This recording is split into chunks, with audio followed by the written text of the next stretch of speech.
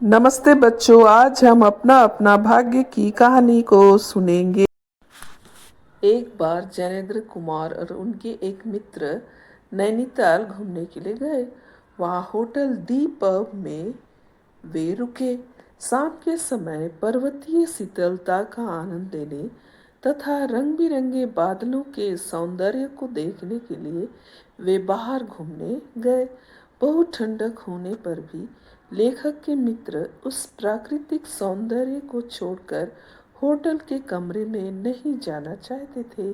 अतः लेखक को भी उनके साथ वहीं सड़क के किनारे एक बेंच पर बैठ जाना पड़ा। अंधेरे में उन्हें कोहरे को चीरती हुई एक काली सी सूरत उनकी तरफ आती दिखाई दी।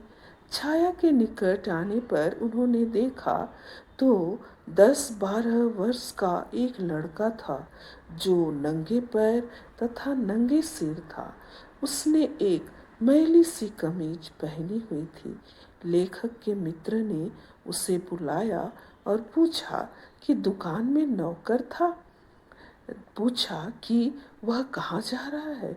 लड़के ने कोई उत्तर नहीं दिया। बार बार पूछने पर उसने कहा वह एक दुकान में नौकर था।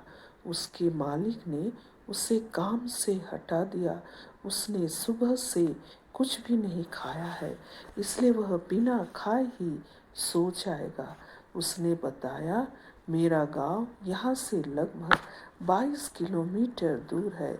उसके भाई बहन तथा माँ बाप भी हैं। घर की आर्थिक स्थिति ठीक न होने के कारण वह अपने एक साथी के साथ यहाँ भागकर आया था। मेरा साथी मर गया है क्योंकि उसके मालिक ने उसे बहुत मारा था। लेखक के मित्र को इस लड़के पर दया आ गई। वे उसे अपने साथ मित्र वकील के पास ले गए जो एक दूसरे होटल में ठहरे हुए थे। उन्होंने अपने वकील मित्र से उस लड़के को नौकरी देने के लिए कहा, पर वकील साहब ने माने क्योंकि वह लड़का अजनबी था। उस पर विश्वास नहीं किया जा सकता था। लेखक का मित्र लड़के को खाने के लिए कुछ पैसे देना चाहता था, तो उसने उसको पैसे देने के लिए बोला तो उनके पास चिल्लर चेंज पैसे नहीं थे। हवा बड़ी ठंडी चल रही थी।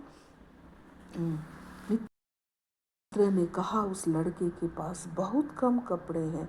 तो लेखक ने उत्तर दिया कि पहले अपनी चिंता करो, फिर किसी और की करना। दूसरे दिन उन्हें नैनीताल से वापस लौटते समय खबर मिली कि एक 10-12 वर्ष के बालक की मृत्यु ठंड लगने से हुई है। वह समझ गए कि मरने वाला वही लड़का है जो पिछली रात उनसे मिला था। बालक के मृत शरीर पर बर्फ की चादरें बिछी हुई थी, जैसे प्रकृति ने उसे कवर कर दिया हो। लोगों ने नहीं पूछा, लेकिन प्रकृति ने पूछा।